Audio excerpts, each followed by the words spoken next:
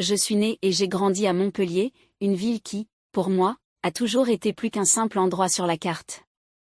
Montpellier était ma maison, mon refuge, l'espace où j'ai construit ma vie et où chaque coin renferme un souvenir.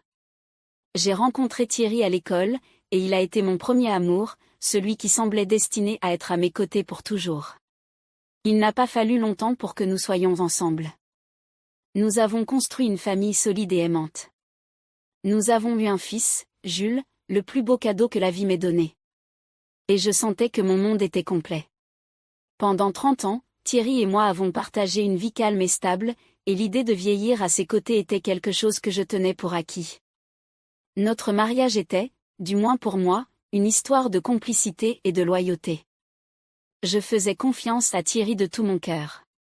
Pendant des années, il n'y a jamais eu un moment où j'ai douté de notre amour ou de l'engagement que nous avions l'un envers l'autre. Voir notre fils grandir et commencer son propre chemin me remplissait de fierté et rendait chaque sacrifice et défi insignifiant. Puis, un jour ordinaire, ma vie parfaite s'est effondrée brusquement. J'ai découvert, à travers un message oublié sur son téléphone, que Thierry me trompait avec sa secrétaire. Ils échangeaient des messages intimes et avaient prévu de se rencontrer tous les jeudis, quand il me disait qu'il allait fumer des cigares avec des collègues de travail. La douleur a été immédiate et immense, une vague d'incrédulité et de trahison qui m'a laissé dévastée. Cet homme que j'avais aimé et avec qui j'avais partagé la plus grande partie de ma vie était soudainement un étranger.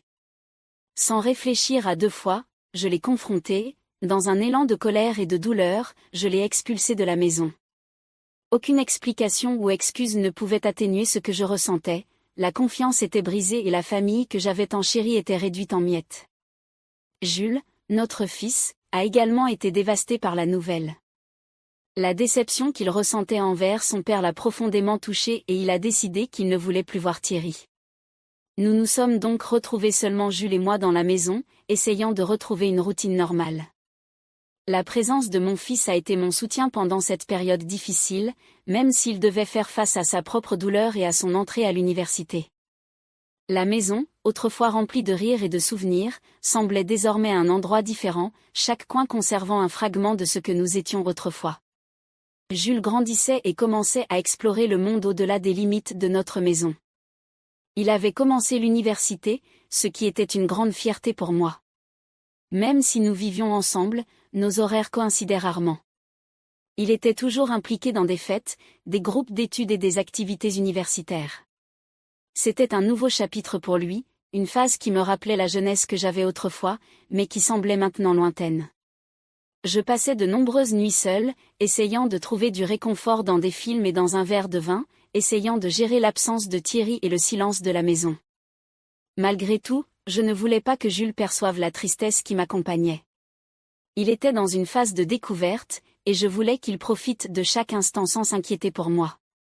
C'est pourquoi je me consacrais à créer une atmosphère chaleureuse dans notre maison.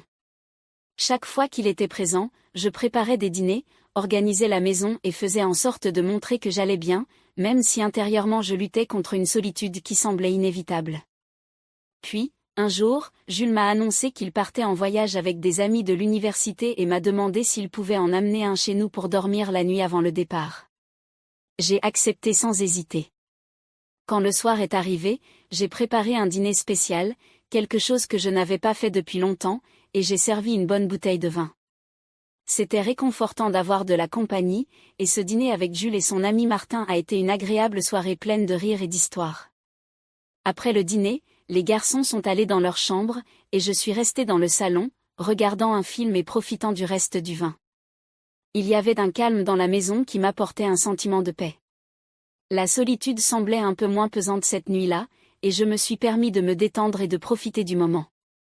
Alors que le film continuait, j'ai entendu des pas s'approcher, et à ma grande surprise, c'était Martin, l'ami de Jules. Il semblait hésitant, mais il avait un regard intrigant que je n'arrivais pas à déchiffrer. Il a expliqué qu'il n'arrivait pas à dormir, et j'ai souri, pensant que c'était juste l'excitation du voyage qu'ils allaient faire le lendemain. Je lui ai offert un peu du vin qu'il restait, et nous avons commencé à discuter, un dialogue léger et décontracté où il me racontait ses projets d'avenir et ses expériences universitaires. Martin était sympathique et avait une maturité qui me surprenait pour quelqu'un de son âge. Au fur et à mesure que la conversation avançait, j'ai remarqué que son ton changeait et le regard qu'il me lançait était différent, quelque chose que je ne savais pas comment interpréter. Tout à coup, il s'est approché un peu plus, d'une voix douce, a dit qu'il pensait que j'étais une femme très charmante et attirante. J'étais abasourdie, ne sachant pas comment réagir. C'était quelque chose que je ne m'attendais pas à entendre, et cela m'a complètement surprise. Je ne savais pas si je devais rire ou le réprimander, mais avant que je puisse réagir, il s'est penché et m'a embrassée. Au début, j'étais submergée par un tourbillon de pensées, remettant en question la différence d'âge et la situation dans laquelle nous nous trouvions. Cependant, cela faisait si longtemps que je ne me sentais pas désirée de cette façon que j'ai finalement cédé au moment. Ce baiser a ravivé une sensation que je pensais ne jamais revivre. J'ai ressenti mon corps réagir intensément, un mélange de nervosité et d'excitation, comme si, pendant quelques instants, je pouvais oublier tout ce que j'avais traversé ces derniers mois. Le baiser s'est transformé en quelque chose de plus profond, et avant que nous ne nous en rendions compte, nous nous sommes abandonnés à ce moment dans le salon.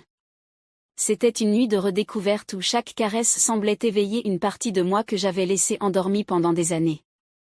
Martin m'a délicatement fait m'allonger sur le canapé et a exploré mon corps avec sa langue. Il avait une bouche chaude et séduisante, me faisant ressentir un plaisir que je n'avais pas connu depuis longtemps. Après m'avoir laissé complètement mouillée, il est monté sur moi, et tandis qu'il embrassait mon cou, j'ai ressenti son excitation avec beaucoup d'enthousiasme. C'était grand, chaud et pulsant, une sensation merveilleuse. Il ne s'est arrêté que lorsqu'il a libéré tout son plaisir en moi. Pour la première fois depuis longtemps, je me suis sentie vivante, désirée et heureuse.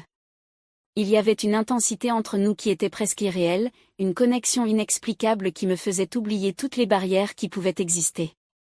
Le lendemain matin, alors que le soleil commençait à éclairer la pièce, j'ai ressenti un mélange de bonheur et de confusion. La nuit que j'avais passée avec Martin avait été inattendue, mais indéniablement excitante. Il s'est levé avant que Jules ne se réveille et est retourné dans la chambre comme si rien ne s'était passé, tandis que je restais dans le salon, essayant de remettre en ordre ce que j'avais vécu. Le sentiment de culpabilité a commencé à s'immiscer, mêlé au souvenir de la passion de la nuit précédente. C'était un mélange intense de sentiments que j'avais du mal à expliquer, même à moi-même. J'ai passé le reste de la matinée à éviter le contact visuel avec Jules, craignant qu'il ne remarque quelque chose. L'idée qu'il découvre me mettait mal à l'aise, mais en même temps, je ne pouvais pas oublier les moments que j'avais partagés avec Martin.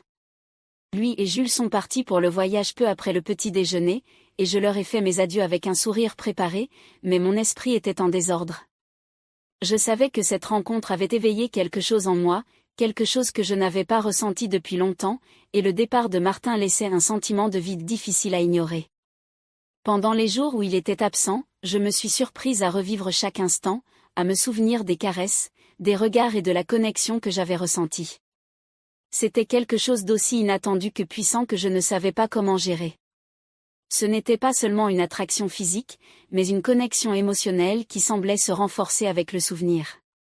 J'essayais de me convaincre que tout cela avait été une erreur, un moment impulsif, mais la vérité était que je voulais le revoir. Lorsque Martin est revenu quelques jours plus tard, tous ses sentiments sont revenus en force. Il a commencé à visiter notre maison fréquemment, toujours en compagnie de Jules, mais nos regards se croisaient furtivement, et la tension entre nous semblait grandir à chaque rencontre.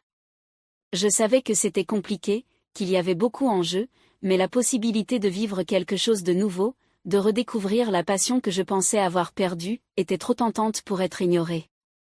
Ce qui viendrait ensuite, je n'en savais pas trop, mais l'idée d'explorer ce sentiment était trop séduisante pour être simplement mise de côté.